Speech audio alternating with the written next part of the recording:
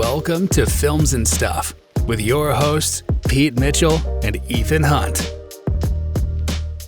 Hi, everybody. Welcome back to the Films and Stuff podcast. I am Ethan, brought to you by my partner in crime, P for Pete. Hey, Pete, how are you doing today? I am good. The ever-present Ethan. How are you? Ever-present Ethan, most valuable Pete.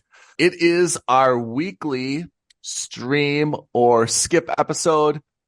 I usually give you somewhere between 15 to 30 seconds to describe the rules for the new listeners, depending upon how generous I'm feeling and gauging how quickly I think you can spit it out. Fingers crossed. Let's try to do it 20 seconds or less today. I think you can do it.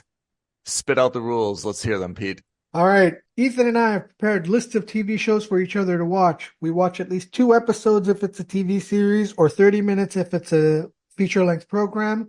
And on the basis of that, we determine if the show is worthy of being streamed or skipped. Oh, wow. I don't even need to give you that long. All right. Without further ado, let's do 2 things first. Let's put into context. This year so far, we have not found any diamonds in the rough. We have watched a lot of stuff. We found some things that are, moochable. We found a lot of stuff that's been skippable. Yeah. Let's see if we can turn that around this week. You were on Netflix. You had something called The Brothers' Son. No apostrophe. It's just like the Sun Brothers, right? Yeah, exactly. Son. That's exactly right. And that's you've already hit the nail on the head. It's a pretty interesting show. So the premise is that there's a father-son duo living in Taipei, and the father is in hiding, and he's in hiding because he's the head of this like gang. I don't know if it's called a triad or something like that. Okay. And he's the leader of this gang, and he's, as you'd expect that there's rivalry between other gang members. And to get to his father, a bunch of rival gang members attack the boy. But the boy is known in Taipei as being like one of the fiercest gangsters, and he's like really proficient with martial arts, and he's able to take down these gangsters very easily. Okay. His father comes to see him because he was like, well, someone took a shot at my son. I have to make sure my son is okay. And he questions, why did they only send 3 bad guys? And of course it was a setup, and a sniper takes out the dad while he's at the apartment. That's pretty much the opening scene of the show. It's pretty cool, actually. Okay. So the father isn't killed, but he's put into a coma. So the son goes to LA to protect his mother and his younger brother. Okay. Then flash forward to LA, and you see that his mother is like working hard to make ends meet as a nurse. Okay. His brother is like this young, dumb idiot who's like, I want to take improv classes. Tee-hee. He's like this comical moron. And he has no idea that his brother and his father are like this head of this huge criminal organization in Taiwan. He thinks that his brother is like a biologist working with the penguins in the Antarctic. And it's because his mother and the family think that the younger brother is soft and sensitive, so they want to protect him from that life. So he's got this sheltered life, doesn't realize that his family is in a life of crime. In a life of crime. Exactly. Okay. He's the only one. So it's kind of like a fish out of water kind of scenario. Yep. And then, of course, the older brother has to go there, and as you'd expect, trouble follows him. What's the tone of this? Is this a comedy or is this like a serious drama? So far, it sounds like a serious drama. Yeah, the summary sounds solid. Right? It sounds really solid.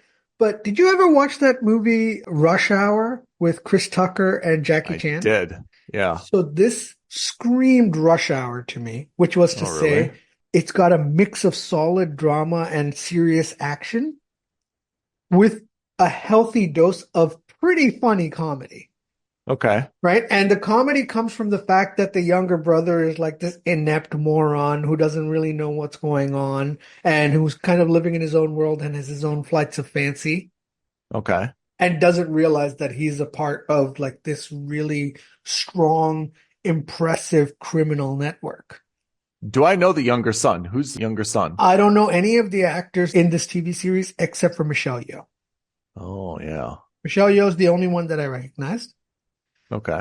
That's what I mean. So the show, the premise automatically off the bat, pretty good because then Yep. it becomes a question of the brother and the mother have to kind of figure out, sorry, the older brother and the mother have to try to figure out who's trying to take out their dad and Yeah. who's made this attack.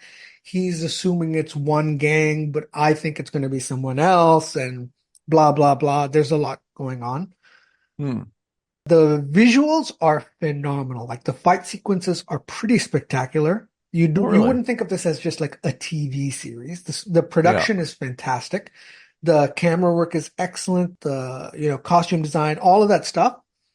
It's got that impressively difficult combination of funny and serious. It harkens back to like the 90s Lethal Weapon kind of thing where it's serious, but there's some dark comedy and there's some outright slapstick kind of stuff that really makes sense. So that's why I thought of Rush Hour. Okay. Here's the problem. 2 months after release, Netflix canceled it. Oh, that's got to piss you off. It That is pissed your me big. off to no end. And I found out accidentally, and I wish I hadn't because I watched the first 2 episodes. I loved it. I was about to message you, and then I went on to IMDb while I was about to message you, just to, I'd like to check out the trivia. I like to see who's in it, all that Right. kind of thing. And one of the first articles that came up was season 2 canceled. Is your rating based on season 2 being canceled, or your rating is based on season 1 by itself? It's a little bit of both. So this is a really strong mooch. Okay. Had season 2 not been canceled, I would be very tempted to push it to a must subscribe. Oh, really? Yeah, having only watched 2 episodes, I will caveat that. Normally, when I like a show this much, I would have watched all of them. But when I read that it got canceled, all of a sudden my enthusiasm got super dampened. Yeah. For listeners who don't know, like Pete, the thing that sets you off is when you know a show is not renewed or canceled, you lose interest right away and you can't get going on it. And the reason is because they're setting this up to also be kind of like a mystery. Oh.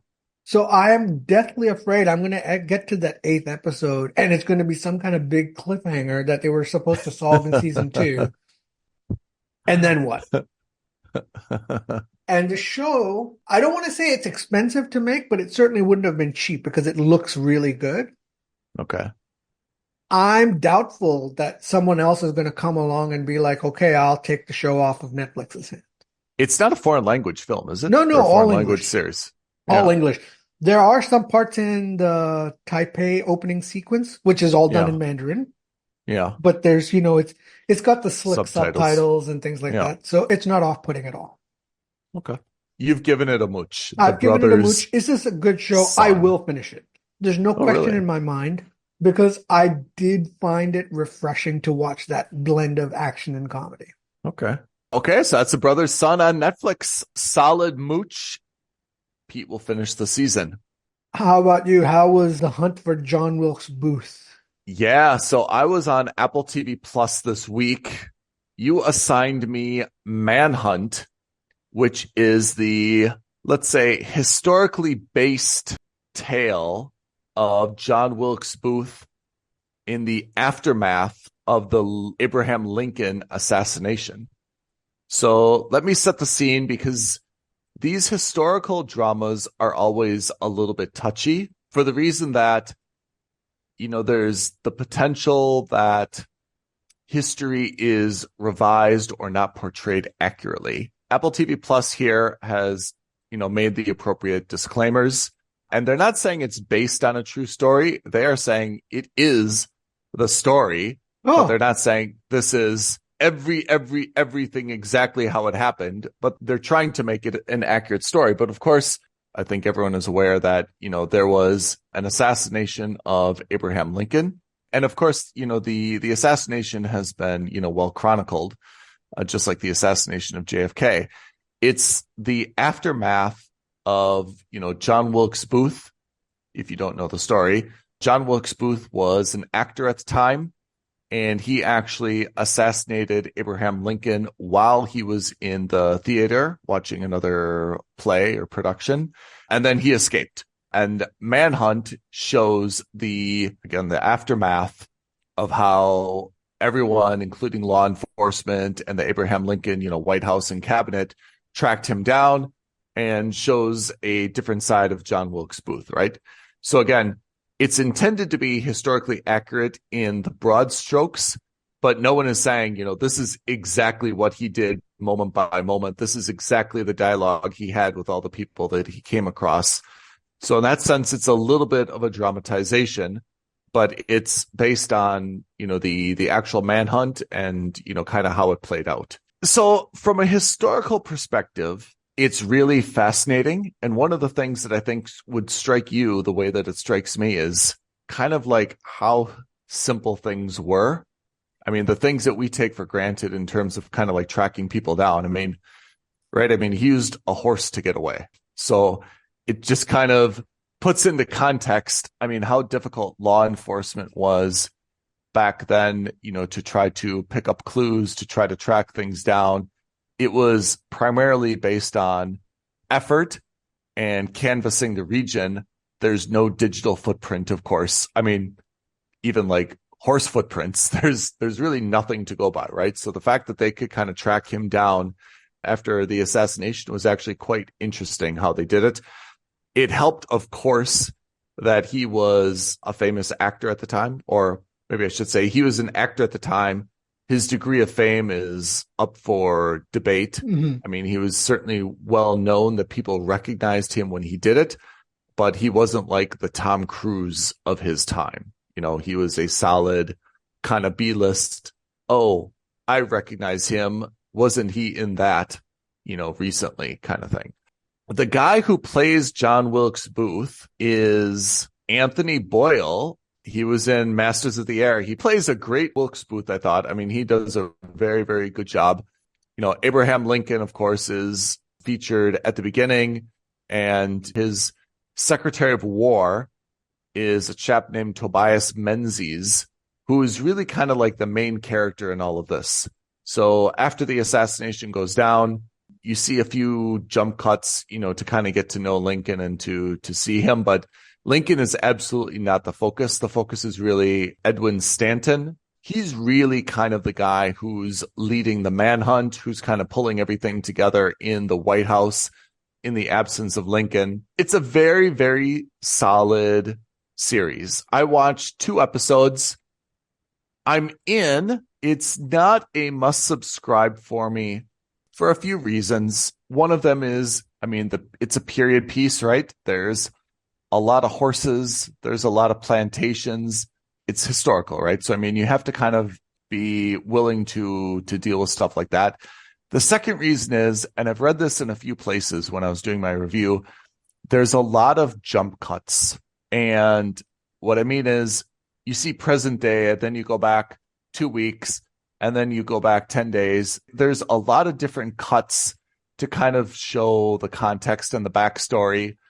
A lot of the reviews I read were very negative on the cuts, that they're not really in order, that they're a little bit hodgepodge, and some of them are clearly labeled, some of them are not labeled. Sorry to interrupt. So when you say present day, you mean present day April 1865? When does this take? Not present day as in 2024. Yeah, not present day 2024, present day like 1865 when they're actually undertaking the manhunt. Got it. Okay. So overall, again, I think it's a very, very well put together series. I mean, obviously it's only one season. I may finish it, but I'm not going to make it a priority to finish. Okay. I mean, for a few reasons. One, as with all historical pieces, the ending, right? Yeah. Which shouldn't really prejudice you from watching the show because it's really the journey that you're watching. But again, There's not like this urgency to see how it ends because you know how it ends. So Yeah. it's okay to have a little bit of delayed gratification in a way. I like the show. It's just not, I think, enough for me to get to a must subscribe. But certainly if you need something to watch, if you're looking for something that's not going to disappoint or let you down, I would say that this is a very, very strong option. If you're not willing to take a lot of risks and a lot of chances in getting into something that you actually don't like, I don't think anyone would really start watching this and be like, I'm not at all into the story. It's terrible. I had to turn it off. It may not be their thing, either because of historical reasons or period reasons. So that is Manhunt, Apple TV Plus. I have given it a mooch, but there's a lot to like about it. Can I give you a piece of trivia? I would love your piece of trivia. So did you know that John Wilkes Booth's younger brother, Edwin, saved Abraham Lincoln's son, Robert, from a train accident in New Jersey, maybe the year after the assassination? Huh. Oh, that's interesting. Yeah. Okay, that is Streamer Skip. Can I make a few comments before we get our new assignments? Yeah, of course. I have gone back in some of our historical Streamer Skips just to maybe watch another episode or two and make sure that I'm comfortable with my ratings. And I just want to make a few general comments, if you don't mind. Baby Reindeer, which you had on Netflix, I have downgraded to a skip. Oh, okay. I had it initially as a mooch, and I think I watched the first 2 episodes. I think I watched another 1.5, and I downgraded it to a skip for the reason that it's starting to get a little bit dark and uncomfortable. Yeah. And it wasn't entertaining anymore. It was more like rubbernecking just to see like how crazy this lady was. So I downgraded that to a skip. I watched another episode of Grey. I kept it as a mooch. I watched Obliterated. I originally had as a mooch and I downgraded it to a skip. Then I watched a little bit more of The Gentleman, which remember is the Guy Ritchie series on Netflix.